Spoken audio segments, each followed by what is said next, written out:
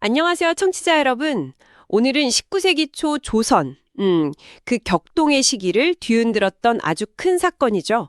1811년에 일어난 홍경래의 난에 대해 좀 깊이 파고들어 볼까 합니다. 벌써 200년도 더 된 일이지만 이 사건이 남긴 질문들은 여전히 유효한 것 같아요. 저희 앞에는 이 사건을 이해하는 데 도움이 될 만한 여러 자료들이 있습니다. 학술 논문도 있고요. 당시 기록들, 백과사전 자료, 그리고 국립진주박물관 유튜브 영상 자료도 일부 가져왔습니다. 특히 정주성 전투 마지막 장면이 아주 생생하게 담겨 있더군요. 그래서 오늘 저희의 목표는 이겁니다. 왜 이 거대한 봉기가 일어났을까? 도대체 어떻게 전개되었을까? 그 핵심을 한번 제대로 펼쳐보자는 거죠. 무엇이 사람들을 이렇게 극단적인 선택으로 내몰았는지, 또 누가 이걸 이끌었는지, 그래서 당시 조선 사회는 어떤 모습이었는지 한번 자세히 들여다보겠습니다. 자, 그럼 가장 근본적인 질문부터 시작해 볼까요? 왜? 도대체 왜 반란을 일으켰을까요? 자료들을 보면 여러 이유가 나오는데 가장 많이 언급되는 건 역시 그거더군요. 평안도 지역에 대한 차별. 네, 맞습니다. 그 점이 핵심 원인 중 하나로 거의 모든 자료에서 공통적으로 지적되고 있어요. 김선주 교수 연구 관련 서평 같은 걸 봐도 그렇고 당시 기록에도 명확하게 드러나죠. 평안도, 그러니까 지금의 서북 지역 사람들이 임진왜란 때 큰 공을 세웠음에도 불구하고 뭐랄까 오랫동안 중앙정계 진출이 거의 막혀 있었어요. 사회적으로도 엄청난 소외감을 느꼈고요. 홍경래가 경문에서 조정이 서쪽 땅 버리기를 똥 버리듯 한다. 이렇게까지 말한 거 보면 당시 분노가 어느 정도였는지 짐작이 가죠. 심지어 권세가 노비들조차 평안도 놈이라고 불렀다는 기록도 있다면서요. 정말 충격적인데요. 네, 그만큼 차별이 일상적이고 또 뿌리 깊었다는 방증입니다. 홍경래 본인도 개인적으로 그런 차별을 겪었다고요. 똑똑했는데 과거에 계속 떨어졌다고. 네, 그 개인적인 좌절감, 이게 당시 평안도 지역의 어떤 지식인층이 보편적으로 느끼던 불만하고 딱 맞아떨어졌을 가능성이 큽니다. 근데 이것만이 전부는 아니었죠. 정치적으로는 그 유명한 세도 정치, 안동김 씨 같은 특정 가문이 권력을 독점하면서 부패가 정말 극심했습니다. 김조순, 박종경 이런 인물들이 다 해먹었으니까요. 아, 매관매직 같은 거요? 그렇죠. 그리고 경제적으로는 삼정의 문란, 이게 아주 백성들을 힘들게 했죠. 전정, 군정, 환곡, 특히 환곡은 거의 고리대금업 수준이었으니까요. 수탈이 정말 가혹했습니다. 그런데 거기에 엎친 데 덮친 격으로 1811년에는 엄청난 흉년까지 들었다고요? 네, 맞습니다. 그야말로 최악의 상황이었던 거죠. 굶주림이 일상이었을 겁니다. 아까 말씀드린 그 국립진주박물관 영상 자료에서도 정주성 봉기군들이 쌀은 없고 누룩으로 연명하는 장면이 나오던데 정말 그 절박함이 느껴지더라고요. 네, 정치부패, 경제수탈, 자연재해, 이 삼중고가 백성들을 벼랑 끝으로 내몬 거죠. 그리고 또 하나 빼놓을 수 없는 게 사상적인 배경인데요. 그때 정감록 같은 예언 사상이 엄청 유행했어요. 이씨 왕조 망하고 정씨가 다스리는 새로운 세상이 온다, 이런 믿음들이요. 아, 그런 분위기가 있었군요. 네, 홍경래 세력은 이걸 아주 교묘하게 활용했습니다. 임신기병, 그러니까 임신년 1812년에 군대를 일으킨다는 뜻이죠. 이런 암호 같은 예언 구절들을 퍼뜨리면서 민심을 자극하고 또 조직적으로 이용했던 겁니다. 이게 단순한 미신이라기보다는 변화에 대한 열망, 기존 질서에 대한 불신을 키우는 역할을 한 거죠. 그렇군요. 그럼 이 봉기에는 어떤 사람들이 주로 참여했는지도 궁금한데요. 그냥 굶주린 농민들만 있었던 건 아닌 것 같아요. 자료를 보면 구성이 꽤 복잡해 보이던데요? 네, 정확히 보셨습니다. 물론 봉기의 주력군은 가난한 농민들, 또 운산금광 같은 데서 일하던 광산 노동자들, 그리고 떠돌아다니던 유민들이 많았어요. 하지만 이들을 이끈 지도부는 좀 달랐습니다. 홍경래 본인이나 그의 오른팔격이었던 우군측 같은 인물들은 몰락한 양반 가문 출신이거나 그러니까 첩의 자식 출신으로 추정돼요.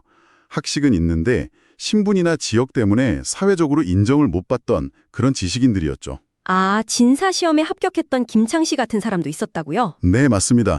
그런 인물들도 있었고요. 근데 더 흥미로운 건 상당히 부유한 사람들도 여기에 가담했다는 점이에요. 부유한 사람들이요? 예를 들면요? 네, 대표적인 인물이 이시저라는 사람인데요. 이 사람은 역관의 노비 출신인데 청나라와의 무역으로 엄청난 부를 쌓은 인물입니다. 와, 영로 출신 거상이라니 드라마틱하네요. 그 사람이 뭘 했나요? 이저가 봉기의 초기 근거지, 그러니까 가산 다복동이라는 곳을 마련해주고 또 자금도 상당히 많이 지원한 것으로 알려져 있습니다. 핵심 후원자였던 거죠. 혹시 그 유명한 의주상인 임상옥도 관련이 있었나요? 그런 얘기도 얼핏 들은 것 같은데? 아, 임상옥 연루설. 네, 그런 이야기가 있긴 합니다. 홍경래가 한때 임상옥 밑에서 일했다는 설도 있고요. 자금 지원 가능성도 제기되긴 하는데 이게 명확한 증거가 좀 부족해요. 그래서 단정하기는 어렵고 다만 개성이나 의주의 다른 상인들이 어느 정도 연관되었을 가능성은 배제할 수 없습니다. 단순히 돈만 된 게 아니라 각 지역에 좀 힘 좀 쓴다는 사람들도 많이 참여했다면서요? 뭐 좌수나 별감? 아니면 하급 무관들 같은. 네, 바로 그 점이 초기 성공의 아주 결정적인 요인이었습니다. 이른바 내응 세력이라고 하죠. 이 사람들이 내부에서 호응을 해준 거예요. 관아 무기고를 열어주거나 성문을 열어주거나 하는 식으로요. 아, 그래서 그렇게 빨리 여러 고을을 점령할 수 있었군요. 그렇죠.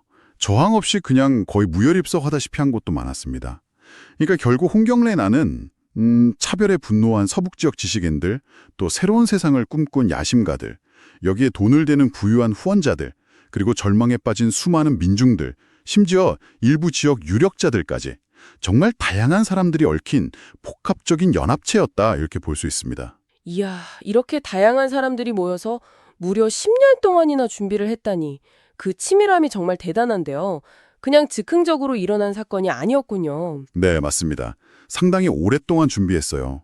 홍경래나 우군책 같은 사람들이 뭐 직관, 그러니까 풍수 보는 사람 행세를 하거나 상인, 아니면 금광 개발한다고 광부 모으는 사람으로 위장하고 다니면서 동지들을 모으고 세력을 키웠죠.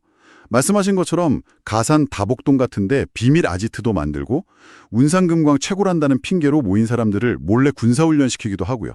자금 마련 계획도 다 세웠고요. 그렇게 준비해서 마침내 1811년 12월 18일 봉기의 깃발을 올린 거군요.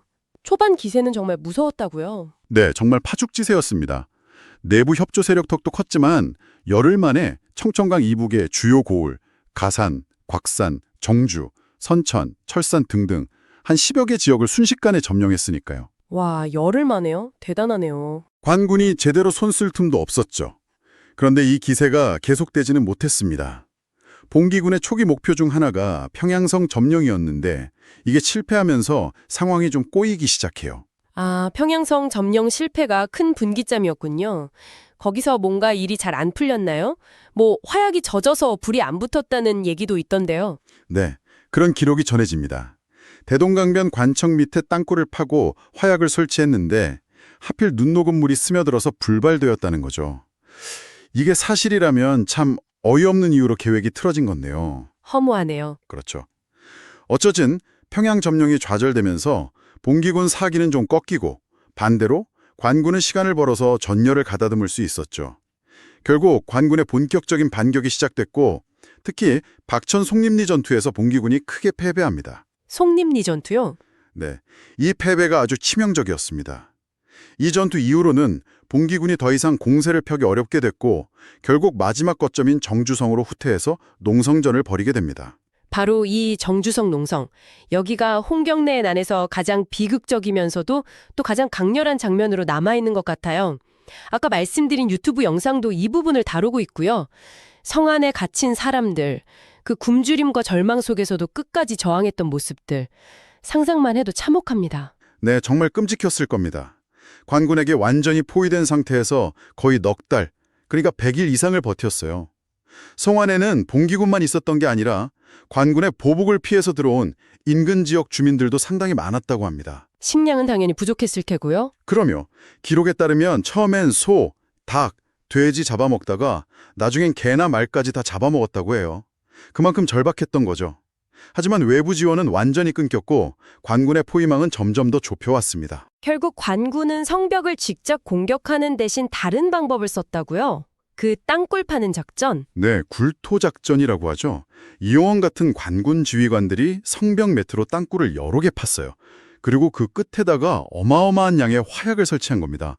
한 기록에는 뭐 1,700건이 넘었다고 하니까 엄청난 양이죠. 1,700건이요? 와... 네, 1812년 4월 19일 이 화약이 폭발하면서 성벽 일부가 무너져 내렸고 그 틈으로 관군이 물밀듯이 쏟아져 들어갔습니다. 그야말로 아수라장이었겠네요. 네, 홍경래는 전투 중에 총에 맞아서 전사했고 우군칙, 김창시, 홍총각 같은 주요 지도부 대부분이 체포되거나 살해당했습니다. 더 비극적인 건 기록에 따르면 성 안에서 사로잡힌 남성 1917명 전원이 처형당했다고 합니다. 20살이 채 안 된 소년들까지 포함해서요. 1917명 전원이요. 아유, 정말 참혹한 결말이네요. 네, 이 봉기가 얼마나 처절하게 끝났는지를 보여주는 대목이죠. 자, 이렇게 길고 치열했던 홍경래의 난. 그렇다면 이 거대하고 비극적인 사건을 우리는 어떻게 이해해야 할까요? 이게 참 역사가들의 해석도 하나로 모이진 않는 것 같아요. 어떤 쪽에서는 이걸 봉건 사회를 무너뜨리는 농민 산쟁이다. 반봉건 투쟁이다. 이렇게 높이 평가하기도 하고 심지어 자본주의의 싹을 보여주는 거 아니냐. 이런 시각도 있고요. 그런데 또 다른 쪽, 아까 말씀하신 김선주 교수 같은 분들은 아니다. 이건 어디까지나 서북 지역 차별에 대한 반발이었지 계급투쟁으로 보기는 어렵다. 이렇게 주장하기도 하고요. 네, 바로 그 지점이 난을 둘러싼 아주 오래되고 또 중요한 논쟁거리입니다. 과거에는 특히 마르크스주의 역사관의 영향을 받았거나 아니면 일제 식민사관준에 조선 사회는 발전이 정체되어 있었다는 주장이 있었잖아요. 그걸 반박하려는 맥락에서 이 홍경래의 난을 조선 후기 사회 내부에서도 자본주의적인 요소, 소위 맹아가 자라나고 있었다는 증거로 해석하려는 경향이 꽤 강했습니다. 그러니까 새롭게 성장하는 분홍층이나 상인 세력, 그리고 일반 민중들이 낡은 봉건 질서에 맞서 싸운 계급투쟁이다. 이렇게 본 거죠. 아, 그런 배경이 있었군요. 하지만 김선주 교수님 같은 분들은 실제 기록을 자세히 보면 좀 다르다고 보시는 거고요. 농민들이 지주를 직접 공격했다는 증거는 별로 없고 주도 세력도 농민보다는 지역 차별 때문에 불만을 가진 평안도 엘리트들이었다. 이런 말씀이시죠? 네, 맞습니다. 김 교수님 주장은 지도부의 성격이나 봉기의 요구사항 같은 걸 면밀히 분석해보면 이걸 전형적인 계급투쟁으로 보긴 어렵다는 거예요. 홍경래가 내건 경문만 봐도 계급적인 문제보다는 지역 차별에 대한 분노가 훨씬 더 직접적으로 드러나거든요. 그렇군요. 하지만 그렇다고 해서 이 봉기에 참여했던 수많은 하층민들의 고통이나 또 세도 정치로 대표되는 그 부패한 중앙 권력에 대한 반감, 이런 측면을 완전히 무시할 수도 없는 노릇입니다. 다른 많은 자료들은 또 이 부분을 강조하고 있고요. 그럼 뭐랄까 딱 잘라서 이거다라고 말하기는 좀 어려운 문제겠네요? 네, 하고 그렇게 보는 게 가장 현실에 가까울 것 같습니다. 진실은 좀 복합적인 것 같아요. 오랫동안 쌓여온 서북 지역에 대한 차별과 소외감, 이게 결정적인 불씨 역할을 하고 또 다양한 사람들을 하나로 묶는 어떤 명분이 되었을 가능성이 높습니다. 하지만 그 불씨를 거대한 불길로 타오르게 한 건 그 연료는 역시 삼정의 문란 같은 경제적 수탈, 극심한 흉년, 그리고 부패한 정치권력에 대한 광범위한 분노였겠죠. 아, 그러니까 지역 차별이 시작점이었지만 결국엔 당시 사회의 총체적인 문제들이 다 터져 나온 거군요. 그렇죠. 그래서 이걸 단순히 지역 반란이냐 아니면 계급투쟁이냐 이렇게 딱 나누기보다는 지역적 불만이라는 큰 틀 안에서 반세도 정치, 또 반수탈 투쟁의 성격이 함께 결합된 아주 복합적인 성격의 민중봉기였다. 이렇게 이해하는 것이 당시 상황을 좀 더 정확하게 보는 시각이 아닐까 싶습니다. 네. 뿌리 깊은 차별과 부패, 그리고 그 속에서 터져나온 절망적인 외침. 참, 거대하고도 처절했던 저항이었네요. 봉기는 결국 실패했지만 그 영향은 결코 작지 않았던 것 같습니다. 홍경래라는 이름 자체도 이후 오랫동안 뭔가 저항의 상징처럼 사람들 입에 오르내렸다고요? 네, 맞습니다. 홍경래가 죽지 않고 어디 숨어지는다는 소문도 계속 돌았고요. 심지어 그 이후에 일어난 다른 밀란이나 봉기 모의 때도 홍경래 장군이 곧 도와주러 온다, 이런 말이 사람들을 선동안에 쓰일 정도였으니까요.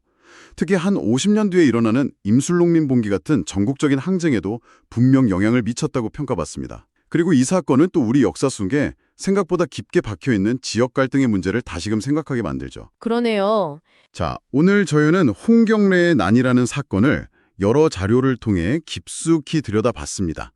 10년이라는 긴 준비 기간, 또 몰락한 양반부터 상인, 농민까지 정말 다양한 사람들이 참여했고 그 원인 또한 아주 복합적이었다는 것을 확인했습니다. 그런데 말이죠. 이 모든 노력에도 불구하고 봉기는 결국 실패로 끝났습니다. 물론 압도적인 관군의 힘이 가장 큰 이유였겠지만 여기서 우리가 한 번 더 생각해 볼 만한 질문이 있는 것 같아요. 이 봉기를 이끌었던 지식인 엘리트들, 또 돈을 댔던 상인이나 부호들, 그리고 실제로 칼을 들고 싸웠던 수많은 농민과 광산 노동자들, 이렇게 다양한 집단이 모인 이 연합체 내부에 혹시 어쩌면 스스로 무너질 수밖에 없었던 그런 결정적인 약점은 없었을까요? 예를 들자면 지도부와 일반 병사들 사이의 생각이나 목표가 좀 달랐다든지, 아니면 내부에서 갈등이나 분열의 소지는 없었는지, 이런 부분들은 여러분께서